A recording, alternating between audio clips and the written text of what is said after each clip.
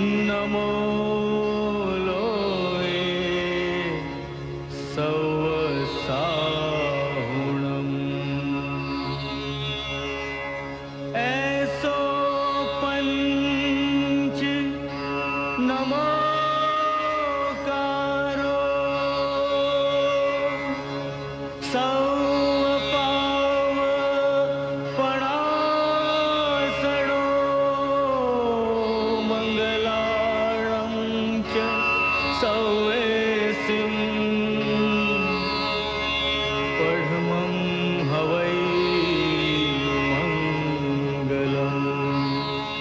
જય જિનેન્દ્ર.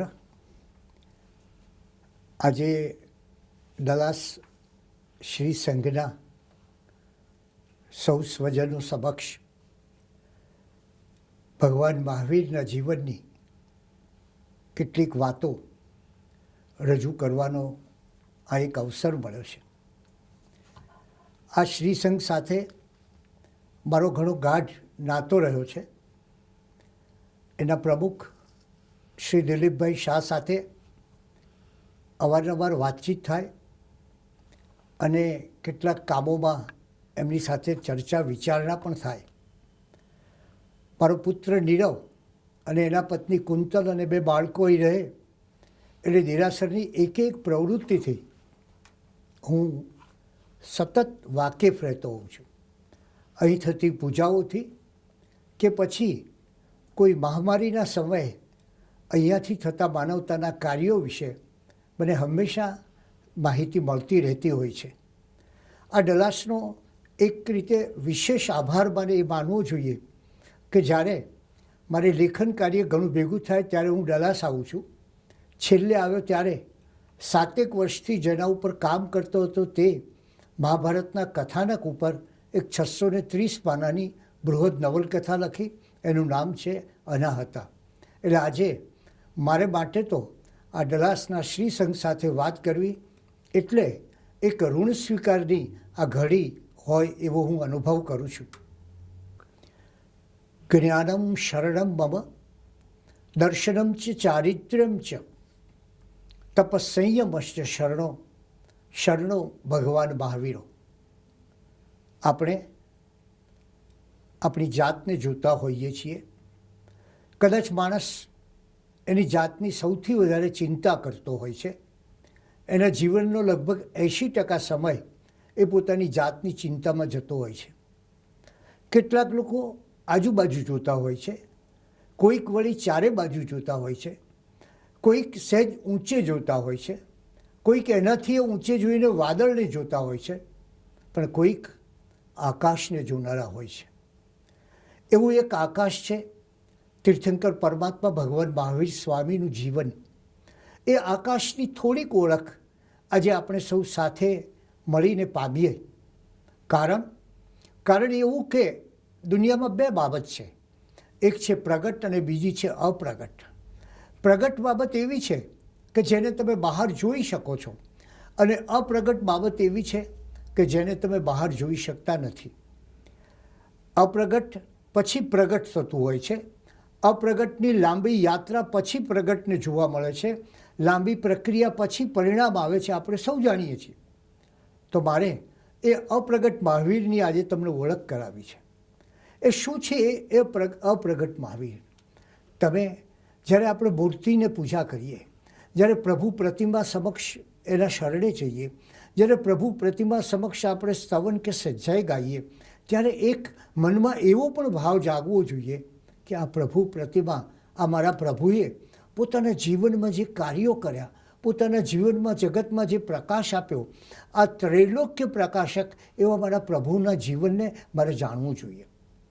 અને એટલે આજે થોડીક ભગવાનના જીવનની રહસ્યમય વાતો કરું છું. કારણ એટલું જ છે કે આજના જગતની સઘળી સમસ્યાઓ, એનું કારણ શું છે? એનું કારણ મારા નમ્ર મતે એવું છે કે આ જગત 2600 વર્ષ પૂર્વે થઈ ગયેલા પરમાત્મા ભગવાન મહાવીર સ્વામીના સિદ્ધાંતોને આચરી શક્યું નહીં. સિદ્ધાંતો હતા, વિચારો હતા, વિદ્વત્તા હતી, પણ જો આચરણમાં ન આવે તો કશું ન થાય. જૈન ધર્મ એ આચારનો ધર્મ છે અને એનું પરિણામ શું આવ્યું? ભગવાને કહ્યું, અને ભગવાને કદાચ સૌથી વધારે જેની વાત કરી એ ક્રોધ. અને આજે આપણે જાણીએ છીએ કે આ જગતમાં ક્રોધનું માણસના મનમાં કેવું સામ્રાજ્ય જામી ગયું છે. ભગવાને આ જગતને આપી અહિંસા, અને આજે આપણે જોઈએ છીએ કે આ દુનિયામાં કેટલી હિંસા ચાલી રહી છે. આજે માણસ વચ્ચે હિંસા, માણસ પ્રાણીની હિંસા કરે, માણસ આખા વિશ્વનો નાશ કરવા તડપે, માણસ એને માટે બોમ્બ બનાવે અથવા તો કોઈ મહામારી પેદા કરે એવા જંતુઓ બનાવે.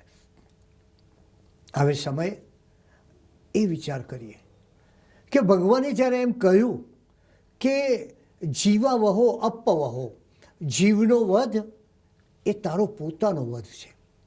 જો આ જગત આ સમજ્યું હોત તો ન આજે આ પર્યાવરણના પ્રશ્નો આવ્યા હોત, ન આજે આ પ્રકૃતિ સંહારના પ્રશ્નો આવ્યા હોત, ન આજે તાપમાન ને હવામાનના પ્રશ્નો આવ્યા હોત, ન આજે માણસ જાત આટલી ગુંગળામણ અનુભવતી હોત. અને એટલે જ મને એમ લાગે છે કે જો આ સિદ્ધાંતોને આ પાસે આપણે જઈએ, પરમાત્માએ કહ્યું એક પળનો પણ પ્રમાદ ના કરીશ. પણ આપણી કમનસીબી એ કે આ સિદ્ધાંતો જગતને આપવામાં આપણે ઘણો પ્રમાદ કર્યો. ત્યારે આજે એ વિચાર કરવો છે કે ભગવાનનું આ જીવન જે છે તો શું છે? એ તીર્થંકર એટલે શું? તીર્થંકર એટલે કે આપણે ત્યાં એક પરમાત્માના વચનને પણ તીર્થંકરનું સ્વરૂપ, તીર્થનું સ્વરૂપ કહ્યું છે. તીર્થંકર એટલે તારે તે તીર્થંકર.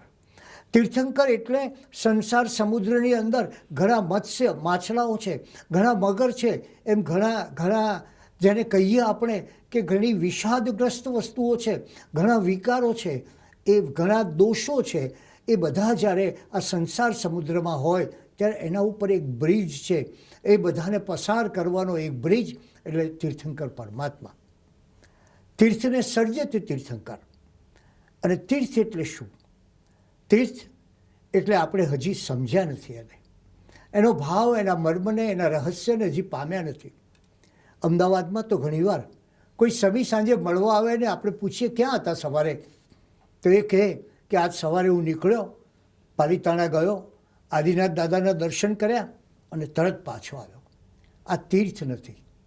તીર્થની યાત્રા એ પગથી ચાલીને નથી થતી, આત્માથી ચાલીને થાય છે. અને એટલે તમે શત્રુંજય પહાડ પર જાઓ, શત્રુંજય તીર્થની યાત્રા કરો, ત્યારે એક ટૂંક પર ચાલો અને તમારા ભીતરની એક ટૂંકમાં અજવાળું થતું જાય અને છેલ્લે આજ્ઞાચક્ર જે સૌથી ઉપર હોય એ આજ્ઞાચક્ર એટલે આપણા પરમાત્મા ભગવાન ઋષભદેવ આદિનાથ. આવું વિચાર આપણે નથી કરતા અને એને પરિણામે આપણે યાત્રાઓ કરી જઈએ છીએ. પણ એ યાત્રાથી આપણો બહારના પગ ચાલે છે, બહાર યાત્રા થાય છે, પણ ભીતર એમનું એમ રહે છે. તો યાત્રાનો અર્થ જ એ છે કે તમે બહાર યાત્રા કરો અને તમારા ભીતરમાં પણ એ જ પ્રકારની યાત્રા ચાલુ રહે. એવી યાત્રા વિશે સમેત શિખર જાઓ અને કલ્પના કરો કે જ્યાં 20 તીર્થંકરો જે ભૂમિ ઉપરથી મોક્ષે ગયા છે, કેટલી બધી ચાર્જ ભૂમિ હશે, અને ત્યાં જઈને તમારા હૃદયના બંધ ખોલી દો, તમારા આત્માને ખુલ્લો કરી નાખો અને પછી અધ્યાત્મના ઉર્ધ્વ આરોહણ તરફ જાઓ એટલે તમને ખબર પડશે કે કેવો ભીતરી એક પ્રસન્નતાનો આનંદ તમને પ્રાપ્ત થાય છે. એટલે ભગવાન મહાવીરના ચરિત્રનો વિચાર કરીએ ત્યારે એ તીર્થંકર જેણે એવું તીર્થ સર્જ્યું કે એ તીર્થ પરથી આપણી આધ્યાત્મિક ઉન્નતિની આપણે છલાંગ મારી શકીએ. એ તીર્થ પર જઈ અને આપણે ઉચ્ચ ભાવોના શિખર પર બેસી જઈએ. એ તીર્થ પર જઈ અને આપણે ધીરે ધીરે એ પરમાત્માનો, એ પરમનો સ્પર્શ પામીએ. એ તીર્થ અને એવા તીર્થના સર્જનારા એ તીર્થંકર. એટલે જ્યારે આપણે આ તીર્થંકરનો વિચાર કરીએ ત્યારે એ તો જાણીએ છીએ કે એમને પાસે ધર્મચક્ર હોય, મસ્તક ઉપર 3 છત્ર હોય, એમનું લોહી છે એ શ્વેત હોય, આ બધી ઘટનાઓ જાણીએ છીએ. પણ આપણે સાથે એ પણ જાણવું જોઈએ કે તીર્થંકર એ કેવો એક સરસ ઘાટ છે. એક ઘાટ ઉપર ઊભા હો, બાજુમાં પ્રવાહ વહેતો હોય, એમાં સંસારની નદીના પાસે આ ઘાટ પર તમે ઊભા હો તો સંસારની નદીને તમે આસાનીથી પાર કરી જશો. એટલે તીર્થંકર પરમાત્મા ભગવાન મહાવીર સ્વામી એ એક વિચાર કરીએ તો પુલ છે. અને એ પુલ ઉપર, એક બ્રિજ પર આપણું પ્રયાણ થાય, એક શિખર છે એના ઉપર આપણું આરોહણ થાય અને ધીરે ધીરે આ બધું થાય ખરું, પણ એ બહાર નહીં. પરમાત્મા કહે છે ભીતરમાં થવું જોઈએ. એમણે કહ્યું ત્યારે શું જીતવાનું છે? બહારના સામ્રાજ્યો જીતવાના નથી, કારણ કે એવી રીતે તો જીતેલો સિકંદર પણ અંતે હાર્યો છે. તારે જીતવાનું છે તારા ભીતરને, તારા અંદરમાં રહેલા દુશ્મનોને, તારા કામ, ક્રોધ, મોહ, વિકાર, વાસનાને. એના ઉપર જે વિજય મેળવે છે, ભગવાન મહાવીર સ્વામી કહે છે એ જ સાચો આ વિજેતા છે, એ જ સાચો જગત વિજેતા છે, જેણે પોતાની ભીતરની દુનિયા પર વિજય મેળવ્યો હોય. અને એટલે આપણે આજે એ વિચાર કરીએ કે ભગવાનના એ સિદ્ધાંતો, ભગવાનનું એ જીવન અને કેવી કેવી એક વિશિષ્ટ ઘટનાઓ ભગવાનના જીવનમાં આપણે જોવા મળે છે.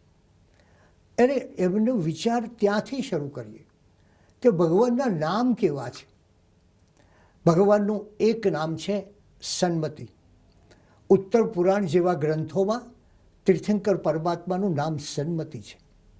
તમે વિચાર કરો કે તમારી પાસે મતિ ન હોય તો શું થાય? બુદ્ધિ હોય પણ અવળે માર્ગે ચાલનારી મતિ હોય તો શું થાય? ત્યારે સન્મતિ, સારે માર્ગે જનારી મતિ. આજે આ દુનિયામાં ખોટે માર્ગે જનારી મતિનો ઘણો વ્યાપ વધી ગયો, ત્યારે આ દુનિયાને સૌથી વધારે જરૂર સન્મતિની છે. ત્રિષષ્ટિ શલાકા પુરુષ ચરિત, કલિકાલ સર્વજ્ઞ હેમચંદ્રાચાર્યની એક મહાન કૃતિ. એમાં ભગવાનનું નામ અને બીજા અન્ય ગ્રંથોમાં પણ વર્ધમાન મળે છે. વર્ધમાન એટલે વધવું. અને એમ કહે છે કે પ્રભુનો જન્મ થવાનો હતો ત્યારે ધન ધાન્યથી પૃથ્વી આખી છલકાઈ ગઈ, બધે જ સુખ વધવા માંડ્યું અને દુઃખ આપોઆપ ઓછું થયું.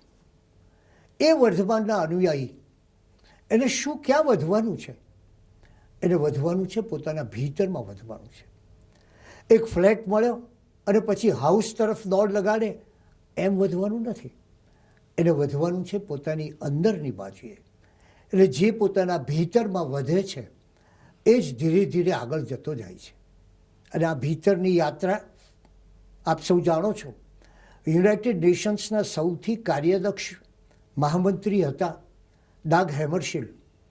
આ ડાગ હેમરશિલ્ડે પોતાની આત્મકથા લખી અને આત્મકથામાં લખ્યું કે આજે સવારે હું ઇજિપ્ત ગયો અને ત્યાં કર્નલ નાસર સાથે ચર્ચા કરી, ઇઝરાયલ ગયો ત્યાં ચર્ચા કરી, પેરિસ ગયો આની સાથે ચર્ચા કરી. બહુ જીવંત અને ડાયનેમિક વ્યક્તિત્વ. અને એમ કહેવાય કે સવારે પેરિસમાં ચા પીએ તો બપોરનું ભોજન એ લંડનમાં લેતા હોય અને બીજા દિવસના બપોરનું પછીનું ભોજન એ અમેરિકામાં લેતા હોય. આવી વ્યક્તિએ પોતાની આખી આત્મકથા લખી. અને આત્મકથા લખ્યા પછી છેલ્લું વાક્ય આત્મકથાનું એ છે કે the longest journey is the journey within. દુનિયાની સૌથી લાંબી કોઈ યાત્રા હોય ને તો એ ભીતરની યાત્રા છે. આજથી હજારો વર્ષ પહેલાં પરમાત્માએ કહ્યું, તું ક્યાં ચાલ, તું ક્યાં જા, તું કોની સાથે રહે, તું કોની પાસે રહે? એમણે કહ્યું તું ભીતરની પાસે રહે. કારણ કે ભીતરની યાત્રા એ જ જીવનનો એક સૌથી મોટો પ્રયાસ, પડાવ, પુરુષાર્થ અને અધ્યાત્મ છે. અને કલ્પના કરો સમવસરણની. પરમાત્મા સમવસરણમાં બેઠા છે અને આસપાસ કેવું વાતાવરણ સર્જાય છે? અહિંસાનું વાતાવરણ.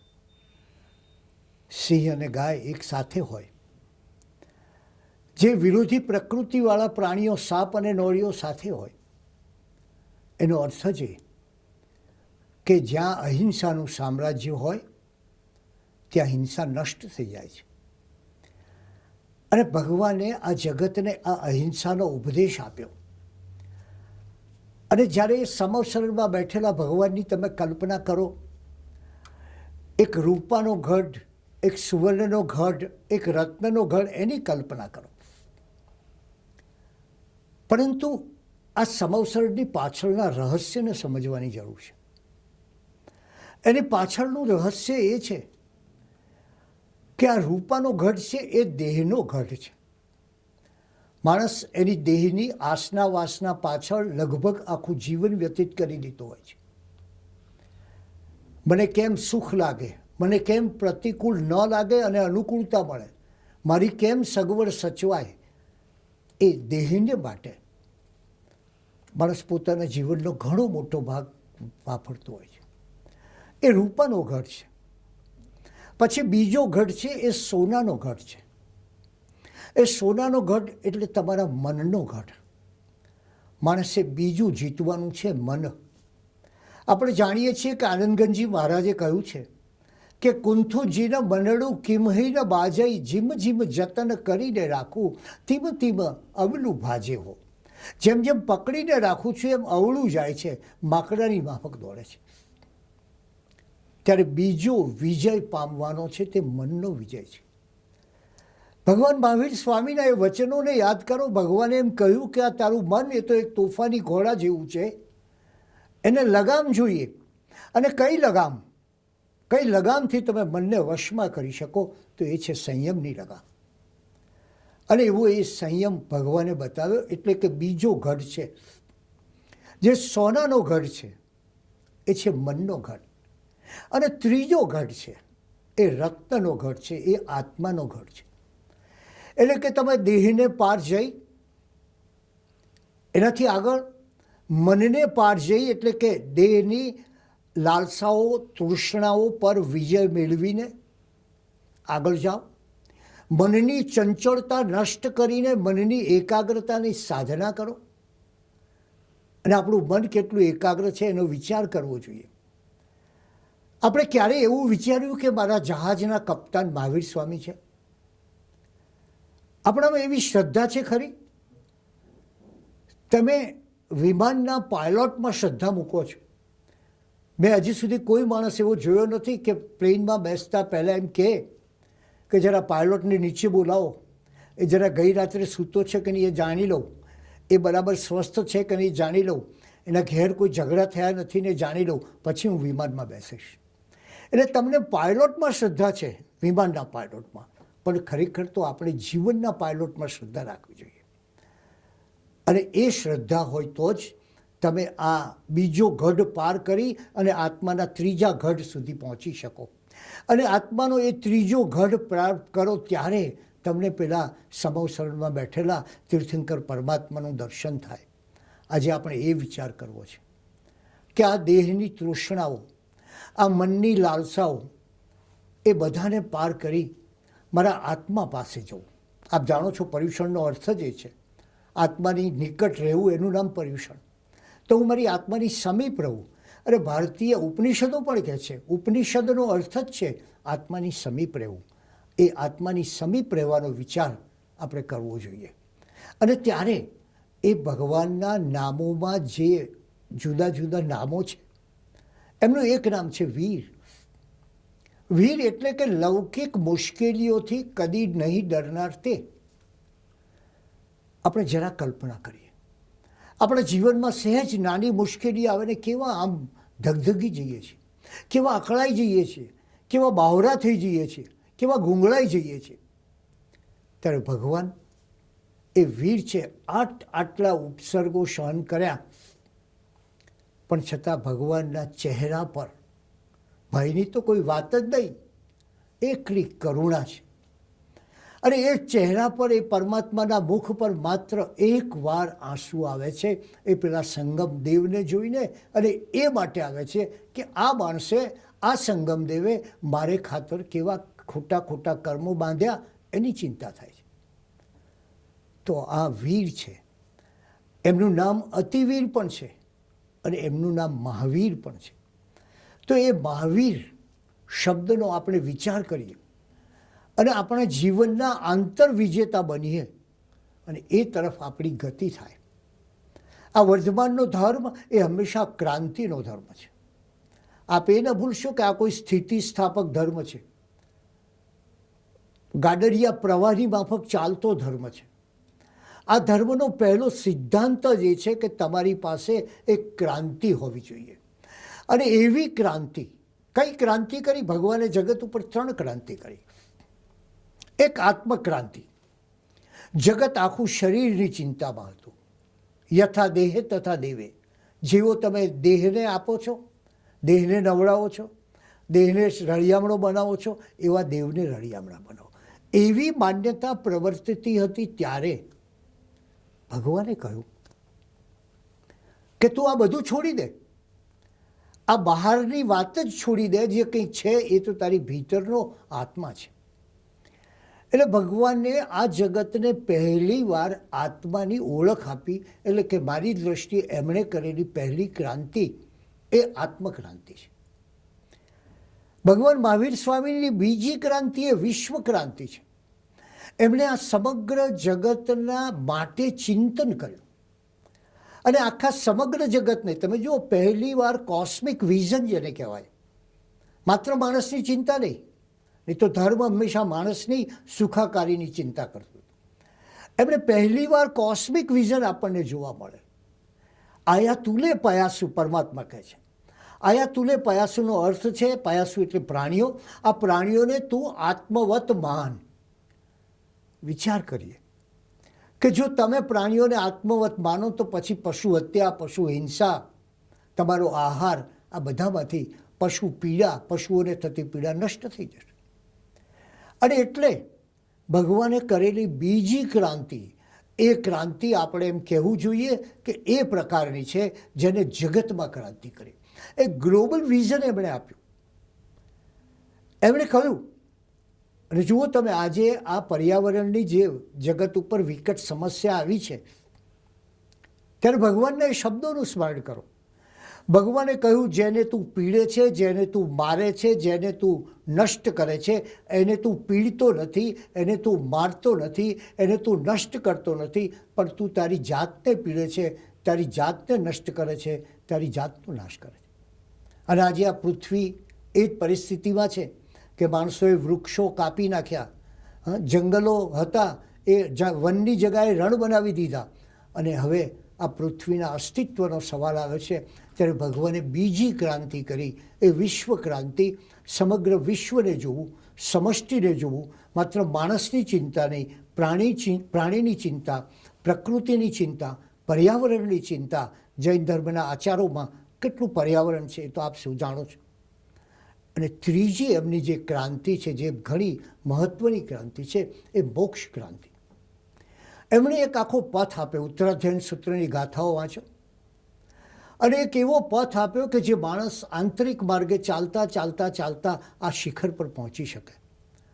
એટલે ભગવાનને જ્યારે પ્રણામ કરો, ભગવાનને જ્યારે વંદન કરો, ભગવાન તરફ ઉપકૃતતાનો ભાવ પ્રગટ કરો, ત્યારે એ વિચારજો કે આ ભગવાને મનુષ્યના જીવનમાં, મનુષ્યના જગતમાં, આ પૃથ્વી ઉપર, આ સમગ્ર સમષ્ટિ ઉપર કેવા કેવા પરિવર્તનોની વાત કરી છે.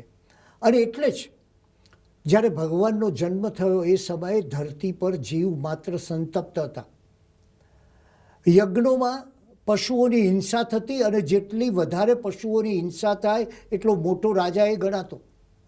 અને એવે સમયે ભગવાને એક જુદી વાત કરી. ભગવાન મહાવીરે માનવ સામર્થ્યનો મહિમા કર્યો અને એમણે એમ કહ્યું કે જો માણસ ગુણ સમૃદ્ધિ કેળવે તો દેવ પણ એના ચરણમાં શીશ નમાવે. કલ્પના કરો કેટલી મોટી ક્રાંતિ છે. જ્યારે માણસ જુદી જુદી જગાએ જઈને, એમ કહેવાતું કે 33 કરોડ દેવતાઓ હોય એવે સમયે પોતાની યાચના કરતો હોય, માગણી કરતો હોય, ત્યારે એ લાચાર, દીન, યાચક માણસને ભગવાને કહ્યું કે નહીં, તું પોતે તારો પુરુષાર્થ કર, તું જ તારો ભાગ્ય વિધાતા છે.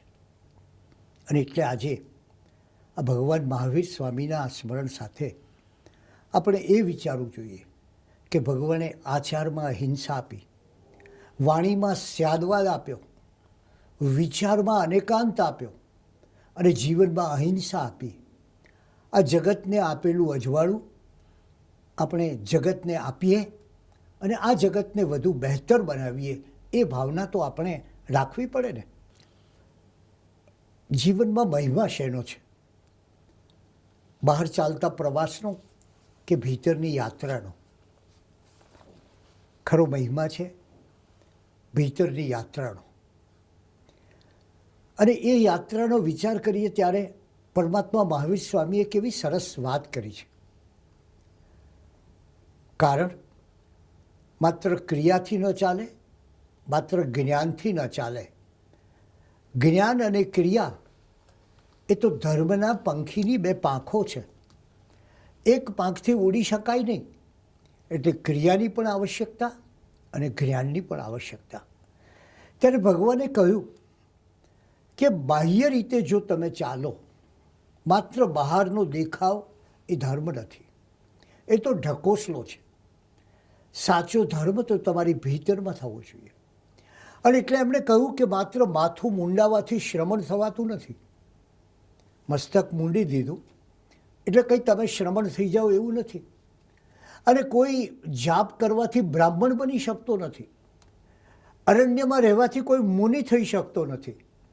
અને એ જ રીતે દર્ભના વસ્ત્રો પહેરીને કોઈ તપસ્વી થઈ શકતો નથી. એટલે મહિમા શેનો છે? મહિમા તમારા ભીતરમાં રહેલા આત્માનો છે. અને કેવી સરસ રીતે કહે છે ભગવાન કે તમે સાચી સમતાથી શ્રમણ બની શકો. માથાનું મુંડન કરાવવાથી નહીં, પણ તમારા જીવનમાં સાચી સમતાનું પાલન કરો ને એટલે તમે શ્રમણ બની શકો. બ્રાહ્મણ ઉચ્ચ કેવી રીતે બની શકો? તો ઉચ્ચ તમે ત્યારે બની શકો તમારા આચાર ઊંચા હોય ત્યારે થઈ શકો. અને મુનિ કેવી રીતે થઈ શકો? તો મુનિ ત્યારે થઈ શકો કે જ્ઞાની હોય તે મુનિ થઈ શકે. અને તપસ્વી એ બને દર્ભના ઘાસના, દર્ભ એટલે ઘાસ એક આવે છે, એ ઘાસના વલ્કલ પહેરવાથી, વસ્ત્રો પહેરવાથી તપસ્વી નથી થવાતું. તપસ્વી ક્યારે થવાય? ભગવાને કહ્યું તપથી તપસ્વી થવાય. એટલે તમે જુઓ કે ભગવાને બધા જ બાહ્યાડંબરો, બાહ્યાચારો, બાહ્ય દેખાવો, બાહ્ય પ્રદર્શનો આ બધાને દૂર કરીને કહ્યું કે ધર્મ એ તો ભીતરની યાત્રા છે. એમ કહે છે કે એકવાર ભગવાનને પ્રશ્ન પૂછવામાં આવ્યો કે પ્રભુ જૈન કોણ? હવે તમે વિચાર કરો, તમને કોઈ પૂછે કે તમે જૈન હો અને તમને પૂછે કે જૈનનો તમારી ડેફિનેશન શું,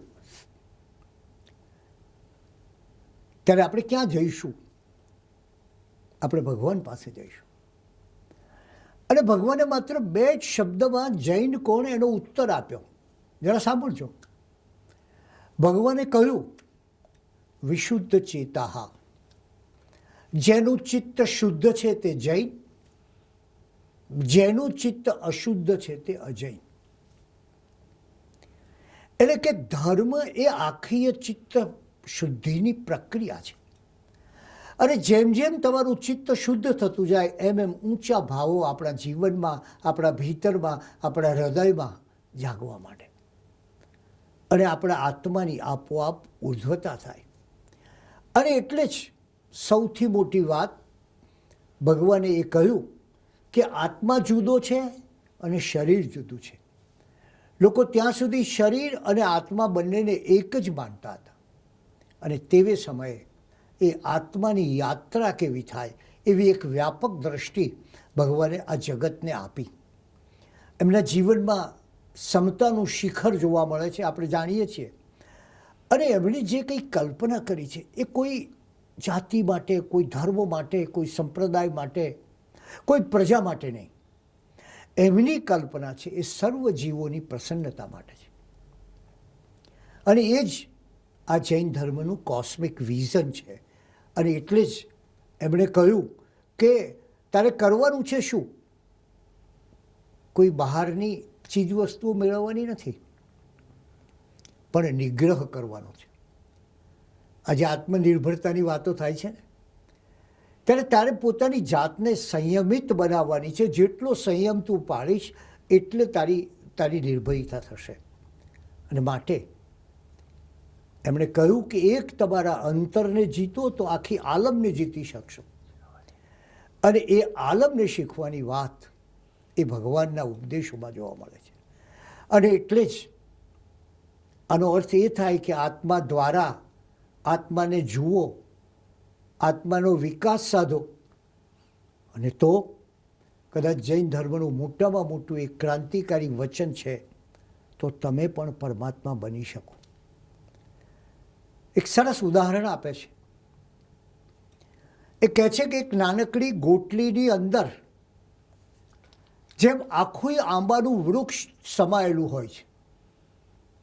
એ ગોટલીનો વિસ્તાર થાય એટલે એક વિરાટ સરસ મજાનું સુંદર પાંદડાઓવાળું કેરીથી લચી ગયેલું એવું એક મધુર આંબાનું વૃક્ષ, આંબા વાડિયું થાય. અને એ આંબાનું વૃક્ષ થાય છે. એમ મહાવીર સ્વામી કહે છે કે તું તારા આત્માનો વિકાસ થાય તો તું પણ પરમાત્મા બની શકે છે. એટલે પ્રત્યેક માનવ ગૌરવની સાથે માનવ ઉર્ધ્વતાની વાત એ ભગવાન મહાવીરના આ સિદ્ધાંતોમાં આપણે કેવી સરસ જોઈ શકીએ છીએ. ભગવાને સૌથી પ્રથમ સમ્યક દર્શન પ્રાપ્ત કર્યું એ ભવની ઘટનાનું સ્મરણ કરીએ. પ્રતિષ્ઠાનપુર નગરમાં શત્રુમર્દન નામનો રાજા રહેતો હતો. આ રાજાના મહેલમાં કાષ્ઠ એટલે લાકડાની જરૂર પડે, અને એ લાકડાને માટે એ સમયે નયસાર એ પોતાના સાથીઓ સાથે જંગલમાં ગયો. આ જંગલમાં ભૂલા પડેલા સાધુજનોને એને જોયા, અને નયસાર એણે જઈને ભિક્ષા આપી, કોચરી આપી. અને એ સાધુજનોને નયસારની સરળતા સ્પર્શી ગઈ અને નમ્રતા સ્પર્શી ગઈ, એના હૃદયની નિર્મળતા સ્પર્શી ગઈ. વિચાર કરો કે ભગવાનના આ પ્રથમ સમ્યક દર્શન ધરાવતા ભવનો પ્રારંભ એ નયસારના હૃદયના કયા ગુણોથી થયો? એની સરળતા, એની નિર્મળતાથી થયો. આપણે જાણીએ છીએ કે આ જગતમાં કદાચ કોઈ સૌથી વધુ અઘરી બાબત હોય તો તે સરળ બનવું તે છે. પણ સરળ નથી બની શકતો. એને કોઈ વાંકા ચૂકા જુદા જુદા રીતે વાત કરવાની આદત પડી જાય છે. અને એટલે શું થાય કે તમને કોઈ માણસ બહુ પ્રેમથી હાથ મેળવ્યો એટલે પહેલાં તમને એના માટે પ્રેમ ન થાય, શંકા જાગે કે આ શા માટે મારી સાથે આટલા બધી લાગણીથી હાથ મેળવે છે. એક સરળતા જો હૃદયમાં હોય, અને સરળતાથી જ સચ્ચાઈનો ઉઘાડ થાય છે. સાચા હૃદયમાં જ સત્યનું અનુષ્ઠાન થાય છે. અને ત્યારે ભગવાનનો આ પ્રથમ ભાવ આપણને સરળતાનો કહે છે. ભગવાનના પ્રત્યેક ભાવોની અંદર કેટલા રહસ્યો છુપાયેલા છે તો આપણે જાણીએ છીએ. પણ ભગવાનનું એ પછી રાજકુમાર વર્ધમાનનું સ્મરણ કરીએ અને વિચાર કરો કે રાજકુમાર વર્ધમાનનું જીવન પણ કેટલું સુંદર હતું. જેનું જીવન સુંદર એનો ત્યાગ સુંદર. જો જીવનમાં દુઃખ હોય, ક્લેશ હોય, યાતના હોય, પીડા હોય, અણગમો હોય, અજંપો હોય, અને માણસે છોડી અને ત્યાગ કરે તો એના ત્યાગમાં પણ પ્રસન્નતાનો અભાવ હોય છે. ભગવાનનું ગૃહસ્થ જીવન દુર્ભાગ્ય આપણે ભૂલી ગયા છીએ. એવું સરસ ગૃહસ્થ જીવન છે. એટલે એવું નથી કે ભગવાને માત્ર આપણને વૈરાગ્યનો જ ઉપદેશ આપ્યો છે. ભગવાને જે શ્રાવક છે, જે શ્રાવિકા છે, એને એના જીવનને કઈ રીતે વ્યતીત કરવું એની પણ શિખામણ આપી છે. પણ દુર્ભાગ્ય આપણે ભગવાનનું ગૃહસ્થાશ્રમ ભૂલી ગયા. પણ તમે કલ્પના કરો કે એ રાય સિદ્ધાર્થનો રાજમહેલ, અને એમાં એક બાજુ રાય સિદ્ધાર્થ બેઠા હોય, બાજુમાં માતા ત્રિશલા બિરાજમાન હોય, આ બાજુ નંદીવર્ધન હોય, જ્યેષ્ઠ બંધુ મોટા ભાઈ, અને નંદીવર્ધનના પત્ની જ્યેષ્ઠા હોય, આ બાજુ યશોદા હોય વર્ધમાનના પત્ની, અને પુત્રી પ્રિયદર્શના હોય. અને શું થતું હતું? એમ કહે છે કે એ સમયે આ બધા ભેગા મળીને થોડો સમય ભક્તિ સંગીત કરતા, અને પછી રાજકુમાર વર્ધમાન પોતાના ભીતરના ભાવોનું પ્રાગટ્ય કરતા. એક વસ્તુ આપણે યાદ રાખવી જોઈએ કે વ્યક્તિ એ જ્યારે પોતે પરિસ્થિતિનો ગુલામ બને છે ત્યારે એ પરિસ્થિતિ વિશે યોગ્ય વિચાર નથી કરી શકતો. ભગવાન પાસે એમણે જોયું કે જે રાજકુમાર કહેવાય છે એની વીરતા ક્યાં છે, એની વીરતા શિકાર કરવામાં છે. અને ભગવાન સ્વયં રાજકુમાર હોવા છતાં એ વીરતાનો વિચાર ફગાવી દીધો. એમણે કહ્યું, તું વીર શાનો? આ અબોલ મૂંગા પ્રાણીને મારે એ વીર શાનો? વીર તો એ છે કે જે પોતાના હૃદયની ભીતરમાં પડેલા જે દુર્ભાવો છે, દૂષણો છે, વિકારો છે, વાસનાઓ છે, એને મારે એ ખરો વીર. તમે જુઓ કે એ જમાનામાં યુદ્ધો ચાલતા, અને યુદ્ધો કેવી બાબત માટે? નાની સીમને માટે. આ મારી સીમની અંદર એને આટલી જમીન પચાવી પાડી છે. એક રાજા બીજા રાજાનું ધન માટે, વૈભવ માટે, સ્ત્રીઓ માટે આવા યુદ્ધો થતા હતા. યુદ્ધ વિરોધી અવાજ જગતમાં મહાવીર સ્વામીના જીવનમાં સંભળાય છે. આજે જગતમાં યુદ્ધ વિરોધી આંદોલનો ચાલે છે, પણ એના આદ્ય પ્રવર્તક કોણ? ભગવાને કહ્યું, આ બહારના યુદ્ધો કરે શું મળે?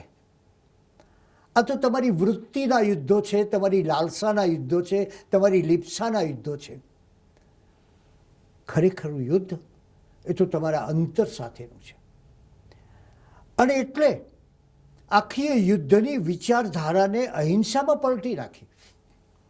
જ્યાં હિંસાની ગરિમા હતી, જ્યાં હિંસાનું મહત્વ હતું, જ્યાં હિંસાનો પ્રભાવ હતો, જ્યાં હિંસાનો પ્રચાર હતો, ત્યાં એમણે આખી અહિંસાની ભાવના ઊભી કરી. મેં આપને કહ્યું ને કે મહાવીરનો ધર્મ એ ક્રાંતિનો ધર્મ છે. અને ક્રાંતિ આ કે જે અનિષ્ટ પરિસ્થિતિ છે એની સામે સતત યુદ્ધ ખેડવું, એનું નામ આ ક્રાંતિ. અને એટલે જ જ્યારે એ દુઃખીઓના દર્દ જુએ છે, વેદના જુએ છે, અને મહાવીર પછી આ માનવ સુખની શોધમાં જાય છે. એમણે આ જગતને માનવ સુખનો પાઠ આપ્યો છે. ક્ષમાની કોણે વાત કરી મને કહેશો? અનેક વિચારધારાઓમાં ક્ષમા કદાચ મળે તમને, પણ તમે ક્યાંય એક ક્ષમા જોઈ કે જ્યાં નાનો મોટાની, મોટો નાનાની પ્રત્યક્ષ ક્ષમા માગે? સામે જઈને, માત્ર મનમાં નહીં, માત્ર મંદિરમાં નહીં, માત્ર ગુરુ પાસે નહીં.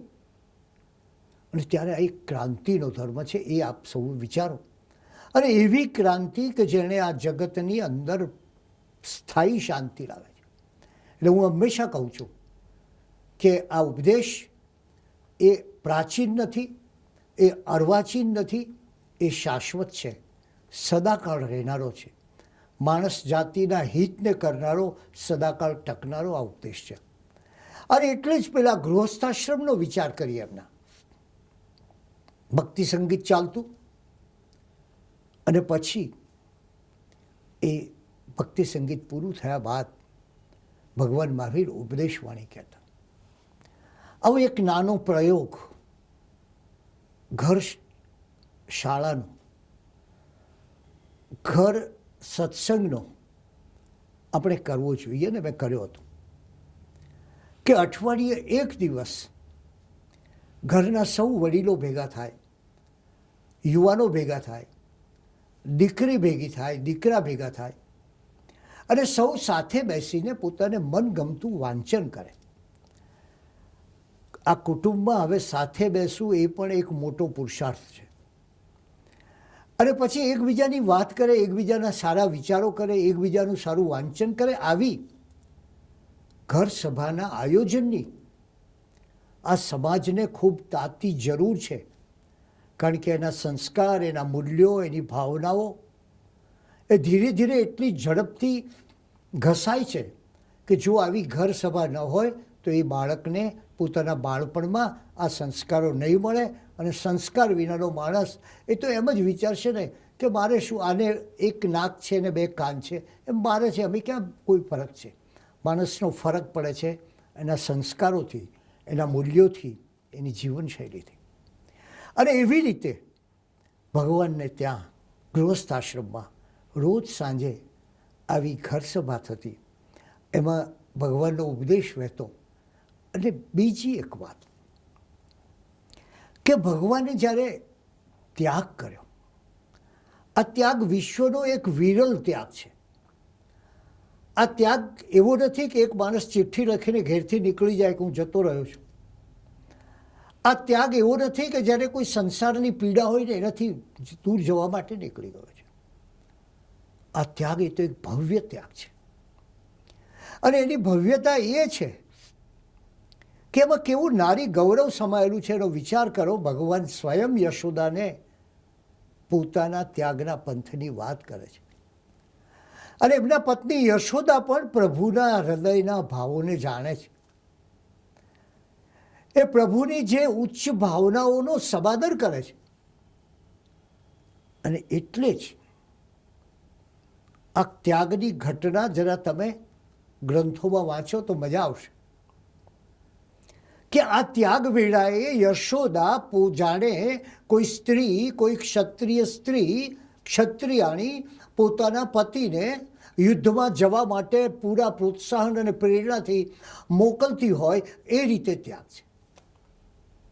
કેવો અદ્ભુત ત્યાગ છે. અને એનો ઉત્સાહ છે પોતાના પતિના અધ્યાત્મ માર્ગે વિજય પામવાની ઘટનાનો એક ઉત્સાહ અને આનંદ છે.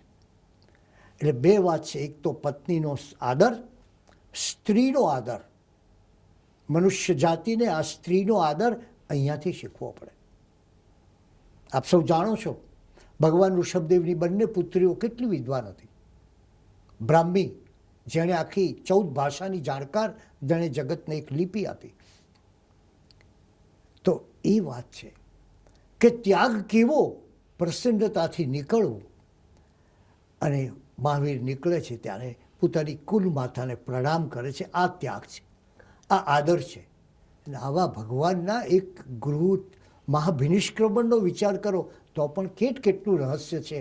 હું માનું છું કે પરમાત્માની મૂર્તિના જ્યારે દર્શન કરીએ, જ્યારે એને ભાવથી પ્રણામ કરીએ, જ્યારે પ્રભુ સેવા કરીએ, ત્યારે એ પણ વિચાર કરીએ મારા પ્રભુ કેવા હતા, કેવું એમણે જગતને દર્શન આપ્યું. અને એ દર્શનનો હું વારસ છું. અને વારસ તરીકે, વારસદાર તરીકે મારે એને આગળ લઈ જવાનું એક કામ છે. એ ભાવના સાથે આપ સૌના આભાર સાથે જય જિનેન્દ્ર.